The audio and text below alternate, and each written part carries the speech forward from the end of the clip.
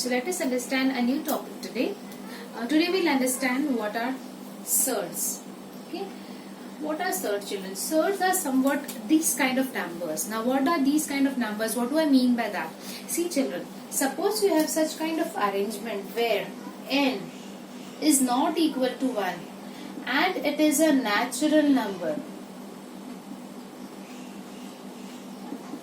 Natural number means numbers starting from 1 onwards, but we cannot have 1 here, so it will start from 2, 3, 4, 5, 6. If we have any natural number here and a, what about a? If a is a positive rational number and this entire n root a, if it is an irrational number, if these three conditions are satisfied, children, then this is called as a surd. What do I mean by that? Let us have a look at one example. Like for example, if I say root 3, when I talk about root 3, when there is no number here, see n, there is no number here means this is square root, means the number here is 2. Okay, so this first condition, is it satisfied here that n is not equal to 1? Yes, it is correct, and we have 2 here, so it is a natural number. Then a is a positive rational number. It's a positive number, and rational means any number which can be written in the form of numerator upon denominator. So yes, 3 is a positive rational number. And this entire square root of 3 is an irrational number. Yes children, we all know that square root of 3 is an irrational number, and therefore we will say that this is a surd. But instead of this, if I give you a number like square root of 4, then what? N is not equal to 1. Yes, it is not equal to 1. It is having 2 here. Then a is a positive rational number. Yes, this is a positive number, positive, and it's a rational number. It can be written in the form of 4 upon 1. And this entire n root a is an irrational number. Now children, if I find out what is square root of 4, it is 2. Now can I say 2 is an irrational number? No, it is not an irrational number, and therefore square root of 4 is not a surd. I hope you all understood what is a surd and what is not a surd. Let me take one more example. Like for example, say 5th root of 32. Okay, now 5th root of 32. The number is not equal to 1, so first condition is satisfied, not a problem. 32. What about 32? It's a positive rational number, again not a problem. Then n root a is an irrational number. Now if I try to solve this, children, okay, I will get this as this answer as 2. The answer for this will be 2 again, because when you multiply 2 5 times, 2 1s are 2 2s are 4, 4 2s are 8, 8 2s are, see if I multiply this 5 times, 2 2s are 4, 4 2s are 8, 8 2s are 16, 16 2s are 32. So the 5th root of 32 is 2, and therefore this will also be not a surd. Okay. Now after understanding these many examples, let us understand certain terms in this. Now this n is called as the order of the surd. This is called as the order of the surd. So whatever number is there, 1, 2, 3, 4, 5, that will be the order of the surd. What about a? A is called as the radicand. Radicand. R-A-D-I-C-A-N-D. And this symbol of it is called as radical. So this is how we identify a surd. Based on this, we have certain questions in practice set 2.3. Let us have a look at it. Now the first question in practice set 2.3, we have stated the order of the surds given below. So we have to find out the order. And as I told you earlier, order is nothing but the number which lies here in the root sign. Okay. So for the first question, the order of this surd is going to be 3. You just have to write down 3. This is your answer. Now here, this is 5 square root of 12. Children, 5 is not here, it's outside. So this number here, when there is no number here, it means there is 2. It's not 5. 5 is outside this. Now here, 4 is here in the root sign, so the order is 4. Here, since there is no number, that means it is 2. And again here we have cube root, which is 3. So this is your solution. The order of the surds are this. Let us have a look at the second question. Now, the next question. State which of the following are surds, justify. So, I have to identify which of the following numbers are surds here. Now, there are 3 rules which I have told you. The first rule was this order. This order should be greater than 1. Okay. And this radicand should be a positive rational number. And this entire whole number should be an irrational number. Right? If these 3 conditions are satisfied, then it is a surd. So let us have a look at the first question. Now, in the first question, cube root of 51. Okay. Now, 3 is a number greater than 1. So, our first condition is satisfied. Second, this is a positive rational number. So, the second condition is also satisfied. And cube root of 51. If I try to find out cube root of 51, I don't have any natural number as its answer, right? Let me factorize this. Like for example, if you want to solve this, how do you solve this? See, 51, cube root of 51. If I solve this, it will give me, if I factorize it with the prime numbers, the first prime number will be 2, which I cannot divide here. 3, if this is 3 ones are 3, remainder will be 2, 3 sevens are 21, 17 ones are. That's it. So we will have the cube root as 3 into 17. We are not going to get any answer for this, right?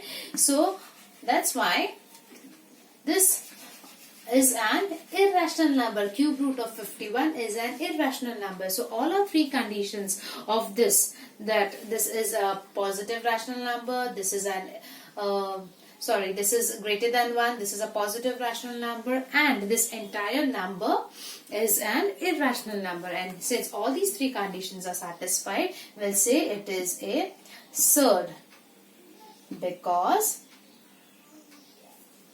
n is greater than 1. This is n, which is greater than 1, and we can also say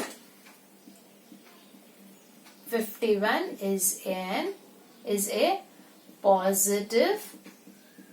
It's a positive number. It's a rational number.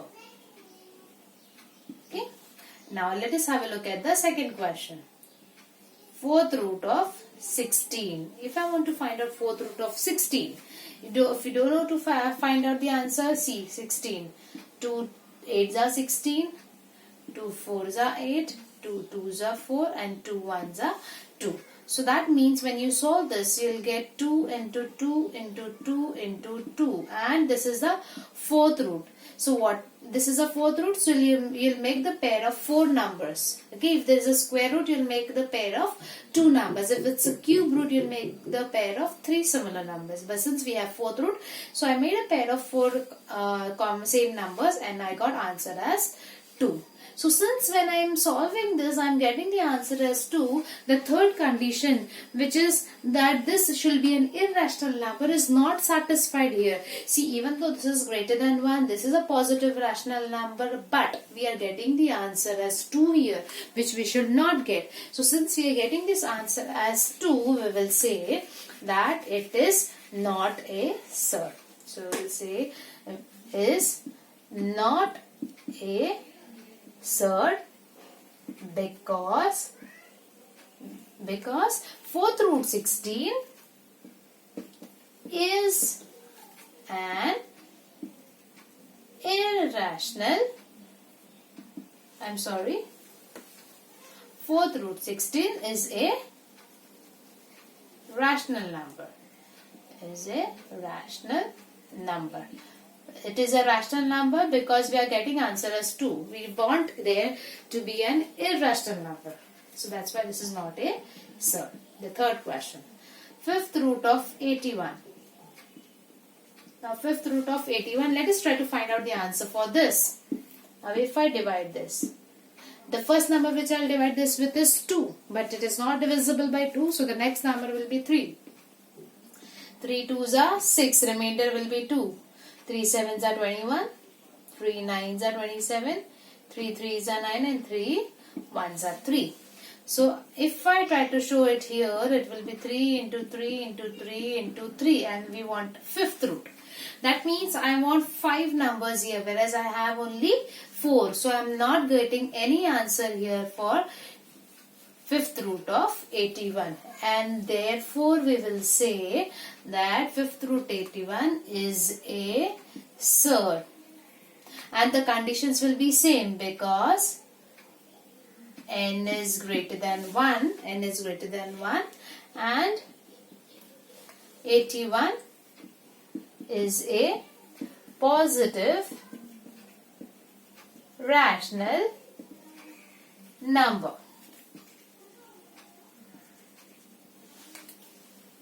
Let us see the next example. Next example, square root of 256. See, square root of 256, we all know it is 16, right? And without thinking and without taking much time, we can directly say that 16 is not an irrational number, and therefore it is not a surd. So we'll say square root of 256 is equal to 16. Therefore, square root of 256 is not a surd because square root of 256 is a rational number, whereas we want irrational number. So here this is not a surd. Let us take the fifth example, cube root of 64. Let me try to find out the answer for cube root of 64. Suppose if I divide this, 2 3s are 6, 2 2s are 4, 2 16s are, 2 8s are, 2 4s are, 2 2s are and 2 1s are. So I get 6 2s here which I'll write down here. So 2 into 2 into 2 into 2.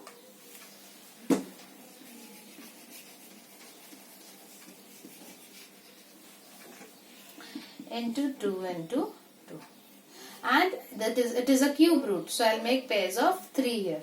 3 similar numbers. So if when I make this, I'll get this as 2 into 2. See, when you make the pairs, no, in the next step, this cube root sign disappears, and instead of these 3 2s, you write 1 2, and instead of these 3 2s, you write on 1 2. So your answer is 4. So when you find out cube root of 64, it is 4. And hence, it is not a surd because 4 is not an irrational number. We don't want such answers if we want it to be a surd. But since we are getting an answer, we will say that therefore cube root of 64 is not a surd because cube root of 64 is a rational number. Is a rational number. So basically when you're solving this, no children, if you're getting such answers, no, that means it is not a surd. But when you're not getting such answers, it will be a surd. That's the bottom line. Next one. Sixth question. 22 upon 7. Okay, now when you look at this 22 upon 7, what do you find is that this is greater than 1, not a problem. Okay. Inside also positive rational number, so again not a problem, and we don't have a square root. We are not going to get any answer here. If I try to find out the square root of 22, I am not going to get it. And also if I find out the square root of 7, I will not get it. That means all the three conditions, that this is greater than 1, the inner number is positive rational number, and this entire is an irrational number, and we will say that square root of 22 upon 7 is a surd because n is greater than 1. This is greater than 1. There is a square root. And 22 upon 7 is a positive rational number.